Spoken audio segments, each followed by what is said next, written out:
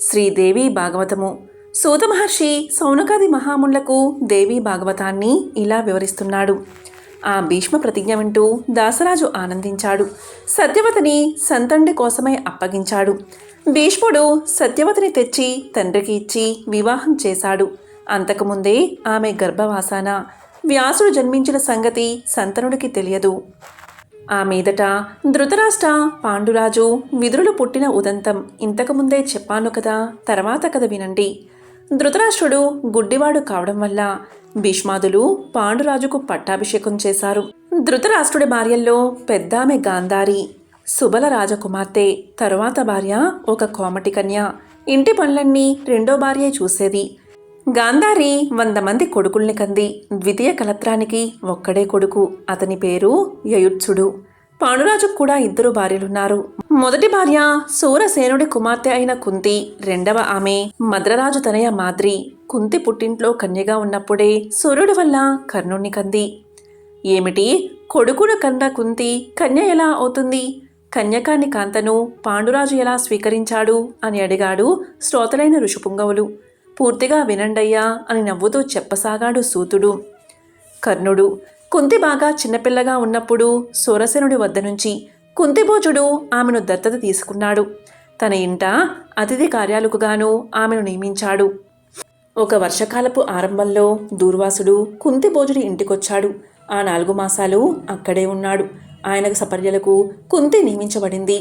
ఆమె అనుకువతనము, ఒప్పిడి, సేవా తత్పరత దూర్వాసుడికి ఎంతగానో నచ్చాయి. వెళుతూ వెళుతూ అతడు ఆ పిల్లకి ఓ మంత్రం చెప్పాడు. దానివల్ల తలుచుకున్న దేవత వచ్చి సంతానాన్ని ఇస్తాడు అని చెప్పాడు. తరువాత ఒక రోజున కుంతి మంత్రబలాన్ని పరీక్షించాలి అనుకుంది. ఆమె కంటికి ఉదయభానుడు కనిపించాడు. మంత్ర ప్రయోగం చేసింది కుంతి. మరుక్షణం మానవ రూపంలో ఆమె ముందు నిలిచాడు మార్తాండుడు. కంగారు పడిపోయింది కుంతి. నీ దర్శనమే 10,000, ఇక దయచేయమంది. విన్నాడు కాదు సూర్యుడు. ఆమె కన్యత్వం చెడదని వరాన్ని ఇచ్చాడు. తనతో సమానమైన పుత్రుణ్ణి ఇస్తాను అన్నాడు. దీంతో కుంతి గర్భాన్ని ధరించింది. ఈ సంగతి ఆమెకు అత్యంత ఆప్తురాలైన దాదీకి తప్ప మరెవరికీ తెలియదు. దాది ఆమెకు ధైర్యం చెప్పింది. గోప్యంగా దాచిందా గర్భం. నెలలు నిండగానే పసిబానుడిలా బిడ్డను ప్రసవించింది కుంతి. సహజమైన కవచకుండలాలతో బుల్లి సూర్యుడిలా ప్రకాశిస్తున్నాడా ఆ బాలుడు. చాలా ముద్దొస్తున్నాడు. కానీ పెంచే అవకాశం లేదు. ఆ పొత్తిళ్ల బిడ్డని ఒక పెట్టెలో పెట్టి దాదీకిచ్చింది. దాది ఆ పెట్టెను తీసుకువెళ్ళి నదిలో వదిలింది. అది కొట్టుకెళ్ళి హస్తినాపురంలో ధృతరాష్ట్రుడి సారథి అయిన అతిరథుడు అనే సూతుడికి దొరికింది. ఆ సూతుడు ఆ బాలుణ్ణి తన సుతుడిగా పెంచాడు. సహజ కవచకుండలాలు ఉండడం వల్ల ఆ కుమారుణ్ణి కర్ణుడు అని పిలిచేవారు. కొన్నాళ్ల తర్వాత కుంతి స్వయంవరంలో పాండురాజును వరించింది. అనంతరం పాండురాజు మాద్రిని కూడా వివాహం చేసుకున్నాడు. ఒకనాడు భార్యలిద్దరినీ తీసుకుని వేటకు వెళ్ళాడు పాండురాజు.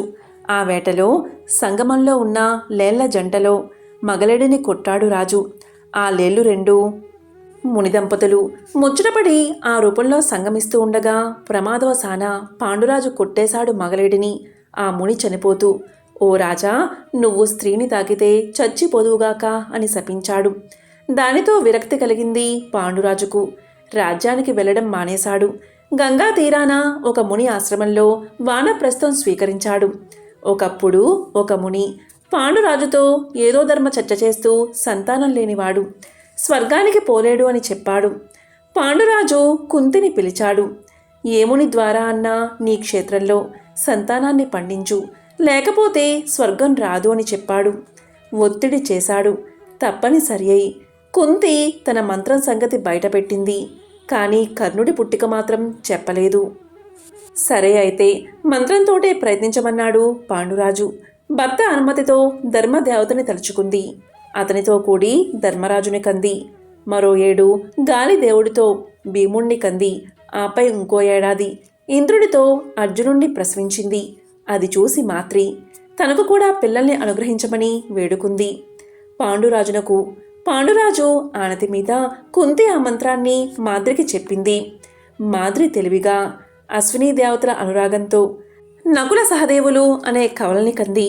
అటు తర్వాత ఒకరోజు మాద్రియందు మోహితుడై పాండురాజు ఆమెను రమించబోయి మరణించాడు. మాద్రి సగమనం చేసింది. కుంతి పిల్లలతో ఉండిపోయింది. మునులు ఆమెను హస్తినాపురానికి పంపించారు. భీష్మాదులు వారిని సాదరంగా ఆహ్వానించారు. కానీ కుంతి కొడుకులైన పాండవులకు, గాంధారి కొడుకులైన కౌరవులకు క్షణం పడేది కాదు. పెద్దవారైనా వారి పగలు మాత్రం చల్లారలేదు. మహాభారత యుద్ధానికి దారితీశాయి. పాండవుల భార్య ద్రౌపది అందగత్తె, గుణవతి, యాజ్ఞసేని. ఆమె పాండవుల వల్ల 5 కుమారుల్ని కంది. అర్జునుడి ప్రత్యేక భార్య సుభద్ర. ఆమె శ్రీకృష్ణుడి చెల్లెలు. ఆమె కుమారుడు అభిమన్యుడు, మహావీరుడు. ఏం లాభం? ఆ వీరులంతా భారత సంగ్రామంలో వీర మరణాన్ని పొందారు. వంశాంకురం అనేదే లేకుండా అంతా చనిపోయాక అభిమన్యుడి భార్య ఉత్తర ఒక కుమారుణ్ణి కంది. వంశం పరీక్షణమైపోయాక జన్మించడం వల్ల పరీక్షిత్గా ప్రసిద్ధి చెందాడతను. ధర్మరాజు పట్టాభిషిక్తుడయ్యాడు. ధృతరాష్ట్రుడు పాండవుల ఆశ్రమంలోనే 18 సంవత్సరాలు గడిపాడు. తరువాత వానప్రస్థానికి బయలుదేరాడు. అది తెలిసి కుంతి, విదురుడు ఆయన్ని అనుసరించారు. గంగ ఒడ్డున ఉన్న సతయోపుడి ఆశ్రమానికి చేరి అక్కడ ఆకులతో పాక వేసుకుని గడపసాగారు. 6 సంవత్సరాల తర్వాత పాండవులు వాళ్ళని చూడ్డానికి వెళ్లారు. అక్కడ ధర్మరాజు విదురుడు విరాగి అయి ఎటో తిరుగుతున్నాడని విన్నాడు. అనంతరం ధర్మరాజుకు గంగ ఒడ్డున కలిశాడు విదురుడు. ఇద్దరూ ధర్మదేవతల అంశలే కావడం వల్ల విదురుడు తన అంశను ధర్మరాజులో ప్రవేశపెట్టి దేహాన్ని చాలించాడు. ఆకాశవాణి హెచ్చరిక వల్ల యోగి అయిన విదురుడి శరీరానికి అగ్ని సంస్కారాలు లేకుండా అలాగే వదిలేశారు. ధర్మరాజు ఆ విషయాన్ని ధృతరాష్ట్రుడికి చెప్పాడు. అందరూ స్నానాలు చేశారు. తరువాత అక్కడికి వ్యాసుడు వచ్చాడు. అది తెలిసి చుట్టుపక్కల ముళ్ళు కూడా వచ్చారు. కుంతి కర్ణుణ్ణి చూపించమని వ్యాసుణ్ణి కోరింది. సుభద్ర అభిమన్యుణ్ణి చూపించమంది. అంతా తలొకరిని చూపించమన్నా. వ్యాసుడా సాయంత్రం అందరినీ గంగా తీరానికి తీసుకువెళ్లాడు. పరాశక్తిని ప్రార్థించాడు. ఆమె వ్యాసుడి యందు ప్రసన్నురాలైంది. అతని కోరిక మేరకు స్వర్గవాసులైన మహాభారత వీరులను అక్కడకు తెచ్చింది. అందరూ అందరినీ చూసి తృప్తిపడ్డారు. అటుపైన పాండవులు హస్తినకు వెళ్ళిపోయారు. సంజయుడు అట్నుంచి అట్లే తీర్థయాత్రలకు వెళ్ళిపోయాడు. పాండవులు వెళ్ళిన 3వ నాడు అడవిలో అగ్ని పుట్టింది. ఆ అగ్నిలో కుంతి, గాంధారి, ధృతరాష్ట్రుడు తగలబడిపోయారు. ఆ దుర్వార్త 4 ద్వారా ధర్మరాజుకు తెలిసింది. మహాభారత సంగ్రామం జరిగిన 30 ఏళ్లకి ఒక బ్రాహ్మణ శాపం వల్ల యదువంశం అంతరించింది. యాదవులందరూ సారాయి తాగి ఆ మైకల్లో వాళ్ళలో వాళ్లే దెబ్బలాడుకున్నారు. బలరామకృష్ణుల సమక్షంలోనే ఒకరినొకరు పొడుచుకుని చచ్చిపోయారు. కాలబలాన్ని గుర్తించారు బలరామకృష్ణులు. బలరాముడు యోగాగ్నిని ఆశ్రయించి దేహాన్ని వదిలేశాడు. ఒకానొక శాపం కారణంగా శ్రీకృష్ణుడు బోయవాడి బాణానికి గురై వైకుంఠానికి వెళ్ళిపోయాడు.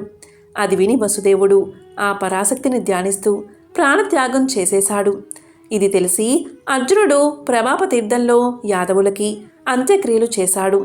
8 దేవేరులతో శ్రీకృష్ణుడి కాయానికి రేవతి సమేతంగా బలరాముడి శరీరానికి అంత్యక్రియలు చేశాడు. యాదవులందరినీ ద్వారక నుంచి బయటకు తెచ్చేశాడు.